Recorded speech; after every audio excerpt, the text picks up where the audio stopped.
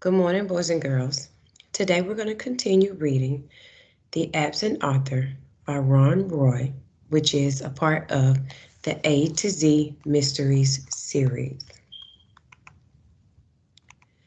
We're going to continue our focus on character traits this week.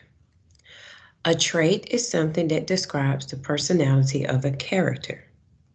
Some common character traits are brave, kind, serious, friendly, mean, silly, funny, scared, smart, generous, selfish, and youthful.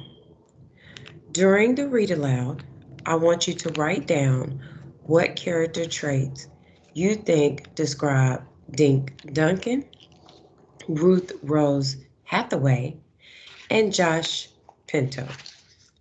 All right, let's get started. One thing I want you to think about is sometimes you can have a tool, such as this graphic organizer, that can help you write down some things you hear during the story that may lead you to the character traits to describe each character. So if you like, you can pause the video and make one of these charts on a piece of paper so that you can write down important facts about each character that will help you decide what character trait fits each character. Chapter 3. Kidnapped, Ruth Rose shrieked. Her blue eyes were huge. Josh and Dink covered their ears. Shh, said Josh. He handed the letter back to Dink and gave a quick gesture with his head. Some strange woman is watching us. Dink had noticed the woman earlier. She'd been sitting in the back of the book nook. She's coming over here, Ruth Rose said. The woman had brown hair up in a neat bun, half glasses perched on her nose. She was wearing a brown dress and brown shoes and carried a book bag with a picture of a moose on the side.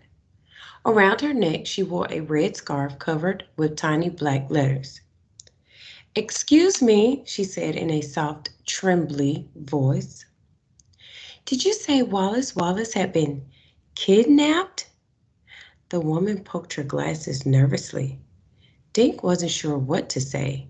He thought Wallace Wallace had been kidnapped, but he couldn't be sure. Finally, he said, well, he might have been. My goodness, gasped the woman. Who are you? Josh asked her.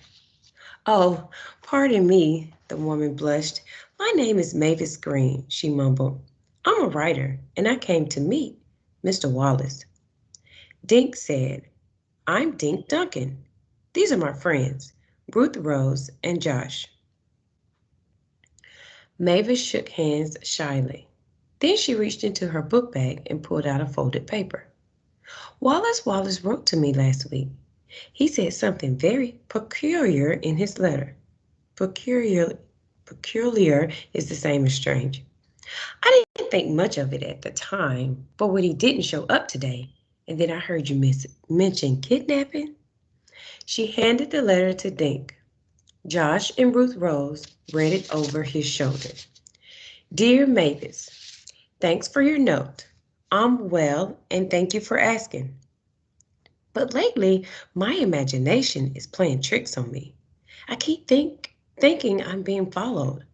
Maybe that's what happens to mystery writers. We start seeing bad guys in the shadows. At any rate, I'm eager to meet you in Green Lawn, and I look forward to our lunch after the signing. Wallace Wallace. Wow, said Ruth Rose. First he says he's being followed, and then he winds up missing. Dink told Mavis about his letter from Wallace Wallace.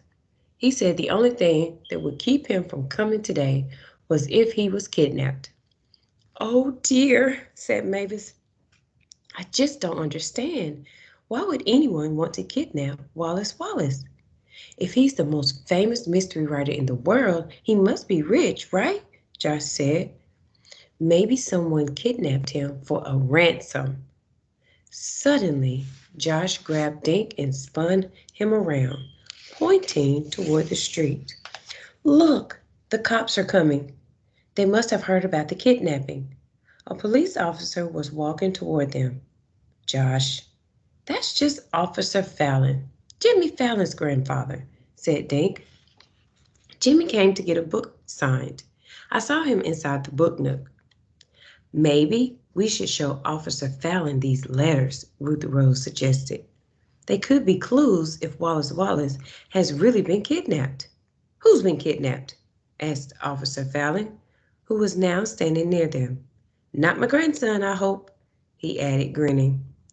Dick showed Officer Fallon the two letters. We think Wallace Wallace might have been kidnapped, he said. He promised he'd come to sign books, but he isn't here. Officer Fallon read Mavis's letter first, then Dink's. He scratched his chin, then handed the letters back. The letters do sound a bit suspicious, he said, but it's more likely that Mr. Wallace just missed his flight. Jimmy Fallon ran out of the book nook, waving a Wallace Wallace book at his grandfather. Grandpa, he never came. Can we go for ice cream anyway? Officer Fallon put a big hand on Jimmy's head. In a minute, son. To Dink, he said, I wouldn't worry. Mr. Wallace will turn up. Call me tomorrow if there's no news, okay? They watched Jimmy and his grandfather walk away. Dick handed Mavis's letter back to her. He folded his and slid it into his pocket. Crazy thoughts were bouncing around in his head. What if Wallace Wallace really has been kidnapped? It happened because I invited him to Green Lawn. I'm practically an accomplice. I don't want to wait till tomorrow, he said finally. I say we start looking for Wallace Wallace now. Where do we start? Ruth Rose asked. Dink jerked his thumb over his shoulder, right here at the book nook. Excuse me, Mavis Green said shyly. May I come along too? Sure, Dink said. He marched back inside the book nook with the others following. Mr. Paskey was putting the Wallace Wallace books back on the shelf. He looked even more nervous than before. Excuse me, Mr. Paskey, Dink said. Have you heard from Wallace Wallace? Mr. Paskey's hand shot up to his bow tie. No, Dink, not a word. We think he was kidnapped, Josh said. Mr. Paskey swallowed, making his bow tie wiggle. Now, Joshua, let's not jump to conclusions. I'm sure there's a rational explanation for his absence. Dink told Mr. Paskey about the two letters. I'm really worried, Mr. Paskey. Where could he be? Mr. Paskey took out a handkerchief and wiped his face. I have no idea. He removed a paper from his desk and handed it to Dink. All I have is his itinerary. The others looked over Dink's shoulder as he read. Now, that word itinerary may look funny to you, but all it is a person's schedule for the day. Itinerary for Wallace Wallace. 1. Arrive at Bradley Airport at 7 p.m. Friday, July 15th. New England Airlines, Flight 3132. 2. Meet driver from Lawrence Taxi Service. 3. Drive to Shangri-La Hotel. 4. Sign books at Book Nook at 11 a.m. Saturday, July 16th. 5. Lunch, then back to airport for 4:30 p.m. flight. Can I keep this? Dink asked Mr. Paskey. Mr. Paskey blinked. Well, I guess that'll be all right. But why do you need the itinerary?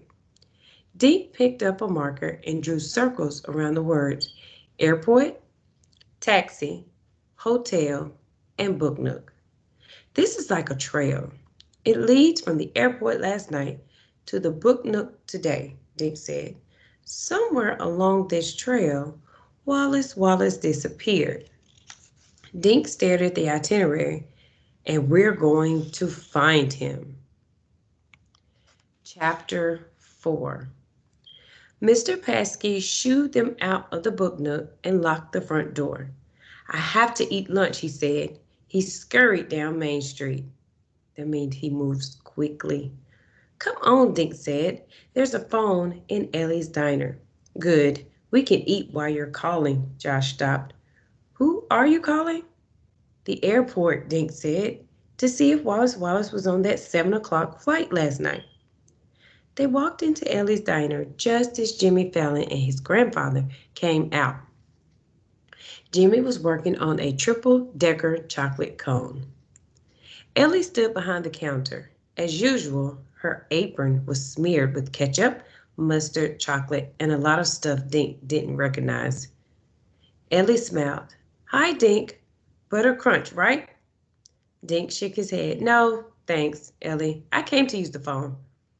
Excuse me, but would it be all right if I bought you each a cone? Mavis Green asked. I was going to buy lunch for Mr. Wallace anyway. Gee, thanks, Josh said. I'll have a scoop of mint chocolate and a scoop of pistachio. Oh, you like green ice cream too? Mavis said. She smiled shyly. I'll have the same, please.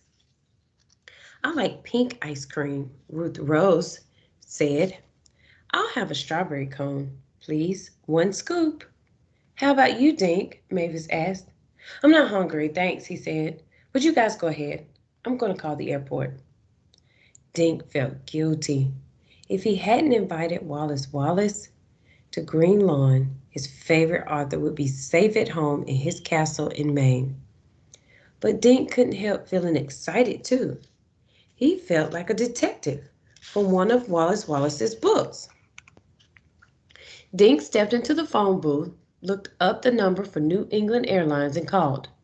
When a voice came on, he asked if Wallace Wallace had been aboard Flight 3132 last night. He was? Did it land at 7 o'clock? Dink asked. Thanks a lot. He rushed out of the phone booth. Hey guys, they told me Wallace Wallace was on the plane and it landed right on time. So he didn't miss his flight, Ruth Rose said through strawberry pink lips. That's right, Dink pulled out the itinerary. He drew a line through airport. This is so exciting, Ruth Rose said. Now what? Josh asked, working on his double dipper. Dink pointed to his next circle on the itinerary. Now we need to find out if a taxi picked him up, he said. Lawrence Taxi is over by the river, Ruth Rose said. Dink looked at Mavis. Would you like to come with us? We can walk there in 5 minutes. Mavis Green wiped her lips carefully with a napkin. I'd love to come, she said in her soft voice. They left Ellie's diner, walked left on Bridge Lane, then headed down Woodview Road toward the river. Mr. Paskey looked pretty upset, didn't he? Josh said, crunching the last of his cone. His chin was green. Wouldn't you be upset if you had a bunch of customers at your store waiting to meet a famous author and he didn't show up? Ruth Rose asked. Yeah, but he was sweating buckets. That's figurative language. Just a quick note from last week. He's sweating bucket. This just means he was sweating a lot. Josh said, I wonder if Mr. Paskey kidnapped Wallace Wallace. Josh, get real. Why would Mr. Paskey kidnap an author? Asked Ruth Rose. He sells tons of Wallace Wallace's books. I don't think Mr. Paskey is the kidnapper, Dink said. But in a way, Josh is right. Detectives should consider everyone as a suspect, just the way they do in Wallace Wallace's books. At River Road, they turned left. 2 minutes later, Dink pushed open the door of the Lawrence Taxi Service office. He asked the man behind the counter if one of their drivers had met Flight 3132 at Bradley Airport the previous night. The man ran his finger down the list on the clipboard. That would be Maureen Higgins. She's out back eating her lunch, he said, pointing over his shoulder. Walk straight through. They cut through the building to a grassy area in back. Through the trees, Dink could see the Indian River. The sun reflected off the water like bright coins. Ooh, the sun reflected off the water like bright coins. That sounds like a simile. A woman was sitting at a picnic table eating a sandwich and filling in a crossword puzzle. Excuse me, are you Maureen Higgins? Dink asked. The woman shook her head without looking up. Nope, I'm Marilyn Monroe. The woman wrote in another letter. Then she looked up. She had the merriest blue eyes Dink had ever seen. Yeah, cutie pie, I'm Maureen. She pointed her sandwich at Dink. And who might you be? I'm Dink Duncan, he said. These are my friends, Josh, Ruth Rose, and Mavis. We wondered if you could help us, Ruth Rose said. Maureen stared at them. How? Did you pick up a man named Wallace Wallace at the airport last night? Dink asked. Maureen squinted one of her blue eyes. Why do you want to know? Because he's missing, said Josh. Well, I sure ain't got him. Maureen took a bite out of her sandwich. Mayonnaise oozed onto her fingers. I know, we didn't think you had him, Dink said. But did you pick him up? Maureen nodded, swallowing. Sure, I picked him up. 7 o'clock sharp. I was there with my sign saying Wallace. The guy spots me, trots over. I take him out to my taxi. He climbs in carrying a small suitcase. Kinda spooky guy. Dressed in a hat, long raincoat, sunglasses. Sunglasses at night. Doesn't speak a word, just sits.